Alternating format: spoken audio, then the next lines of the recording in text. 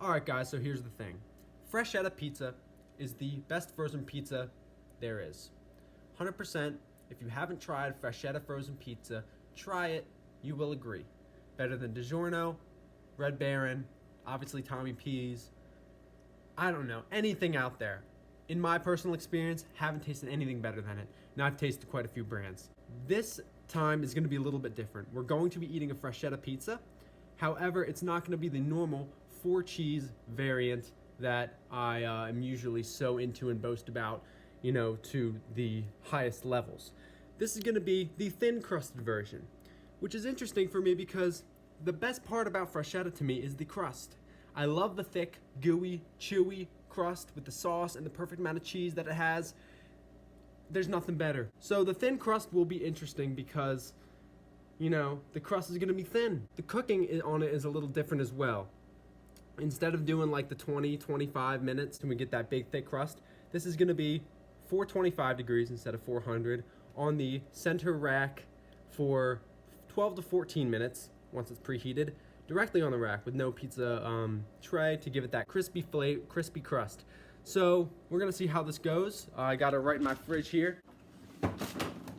Hey, I imagine it's gonna look very similar to the picture when it actually ends up being done cooking, because they always do. They never fail. So we're gonna see how this goes though. I'm gonna taste test it once it's done cooking. Still preheating right now. Let you know with all the steps. So the oven is done preheating. We're gonna open the pizza, slide it in, and then let that junk cook. Quick unboxing. All right, let's rip this junk. First impressions, honestly, looks very similar to the regular 4-cheese, except with just a thin crust. I don't know, there's not too much to say, honestly. So definitely a lot lighter. That's the first thing I noticed. A lot lighter. So this is gonna be definitely a leaner meal. It's not gonna be as filling. I usually smash at least one of these a week, you know, and I do take pride in that. They are something I do look forward to. Placing it directly on the rack, as it says. Boom. Oh, a lot of cheese fell off. Let that junk cook. All right, 12-14 minutes. Alexa! 12 minutes, starting now. I'll be back in 12 minutes to see an update if it's cooked enough. If not, we'll go the full 14. Smell that? That's the smell of victory, because we're nearly done. Looks like it's got maybe a minute left. I don't even know if the timer was correct. Should be going off any minute if it is. But here we go. Ready? So this is what it looks like right now. Frick. Cooking pretty good. I mean, honestly, the crust can look a little. I'm saying this is ready right now. This is ready right now. I don't think the freaking timer worked. So this is how we're gonna do it. Get a tray to cook it on, put it on. Whew. Now the key is, let's let it sit. We gotta let it sit. You gotta let it sit. Shut up, Alexa, stop. You gotta let it sit. This is what it looks like right now. Honestly, that looks freaking authentic as heck. That really does. The crust is like, you know, charred a lot at the ends, which makes it more authentic. It's just great amount of cheese. I'm really got high hopes for this, honestly. But the rule for frozen pizzas is you gotta let it sit for like 5 minutes at least.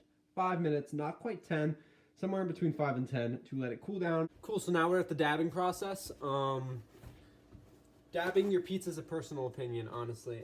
I respect it if you don't, I respect it if you do. It's my personal choice to do it just because it makes it taste fresher to me. So I just take, you know, 2 paper towels and then cover it over the whole thing and lightly tap it on there. Because if you press too hard, the cheese is gonna stick to the paper towel. It'll pull it up with it, and I've faced that a couple times and it sucks.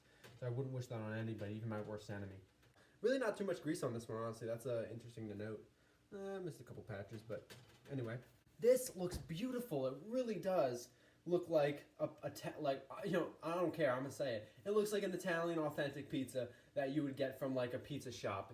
All right, this really, like, if a pizza shop had these in their freezer and were just serving this to the customers without them knowing it, I don't think they'd be mad. I don't think they'd be like, this is a good pizza. I like this pizza shop.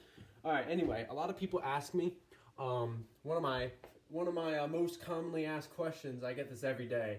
What do you garnish your pizza with? And there's honestly 3 things that you should consider. Crushed red pepper, garlic powder, and oregano. My favorite, crushed red pepper.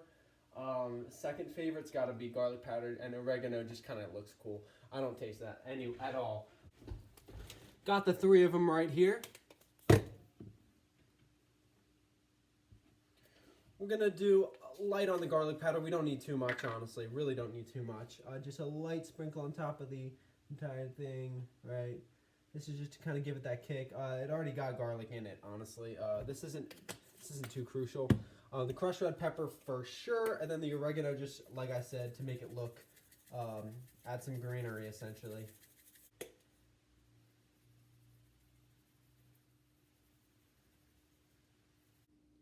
Just cut the bad boy into eighths. Just put the bad boy on a plate. And here we are. We're gonna do a crust check, all right? Look at that. Burnt, nice and burnt, right? A little light. That's my fault. That's not their bad. This is my bad. But like great crust. Oh, how thin is it? How thin is it really? Quite thin. I have high hopes for this because I feel like this is gonna make you feel like less shit once you eat the whole thing. No knock on Freschetta, but you know, you feel it. Like I said, you feel it when you eat the whole thing. I hope you're eating along with me. Cheers. Mm. Mm. Wow. First thing that came to mind. I made pizzas over the summer from scratch. I made pizzas over the summer from scratch. I made the dough, the sauce, you know, bought crushed tomatoes, whatever. It was mostly from scratch, and my point is that this tastes like that. It tastes like that. It feels like it. It looks like it. It tastes like that pizza that I made from scratch, and this was a frozen pizza. I imagine it's $5. That's how much the normal version is. A little bit expensive for a frozen pizza, used to the $2 Tony P shit. This is better than that, right? This is on a new level, and this tastes amazing, all right? This really does. This is...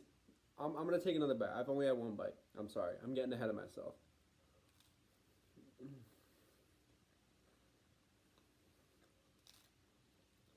Mm. You know, one thing I always love about Freschetta is they know the perfect cheese to sauce ratio. It's crucial in frozen pizza, and if you have too much of one thing, typically it's cheese, it will offset the whole pizza and make it not as enjoyable. Freschetta nails the ratio, giving more sauce than the average pizza brand like Tony P's, DiGiorno, Red Baron, whatever. A little more sauce, great quality sauce, not too sweet, not too sweet. Sweet is cheap. This is not too sweet. It's that perfect tomatoey flavor that really feels real. Honestly, it feels like the crushed tomato sauce that I made over the summer with my homemade ones. Really, really good quality sauce, and the cheese is great quality cheese and not super overbearing, which is, you know, makes it feel leaner. Once you dab off the grease, it really doesn't feel like it's really, you know, an unhealthy meal. And the crust is, let's get to the crust actually. Yeah, feels like a thin crust. It feels like a cracker, you know. Not my favorite. I really, really love the big, thick crust of a Freschetta. I love, that's one of my favorite parts of a Freschetta is that doughy crust that you can eat, combine it with a little bit of the sauce and the cheese from the rim of the pizza, eat the whole thing. It's so enjoyable. So when I get to the crust, I'm thinking that I wish I didn't have the thin crust version, but for the most of the pizza, I love it. It tastes so authentic. It tastes more authentic than the original. Is it better? Is it better? Now that's a tricky question. It depends what, you know, mood you're in. If it's a lunchtime thing like it is now, this is a lunchtime thing, I would pick this because it doesn't hit you as hard. But if it's a late night, if it's 10, 11, 12 p.m. and you want a pizza, which I often do at that time, throw in the big version. You're not gonna have any regrets. It's gonna hit you like a truck once you finish it. But then you just go to bed and sleep it off, and then you wake up and you're feeling fresh. Etta. So, the ultimate question, is this better than the naturally rising 4-cheese OG Freschetta pizza that is near and dear to my heart? No, it is not. Why? A, that's near and dear to my heart, right? Holds a special place for me. And B, I really do like and prefer the crust of the naturally rising Freschetta pizza. That thick crust, I'm a sucker for it. It's, you know, it's more mass. I love it. I like and I respect the thin crust, and I love leading up to it. But once I get to the crust, I wish I had more to offer. That's just the nature of a thin crusted pizza. So if just for room for improvement, everything needs room for improvement. If I'm saying the naturally rising 4-cheese Freschetta pizza is a 9.5, this is going to go with a 9. This is going to go with an 8.75, all right? Just because of that nature. For those two reasons. Anyway, really recommend it. Really recommend it. If you haven't tried Freschetta in general, do yourself a favor and smash one tonight. Go to your local Walmart. They're usually there. All right, peace out, guys.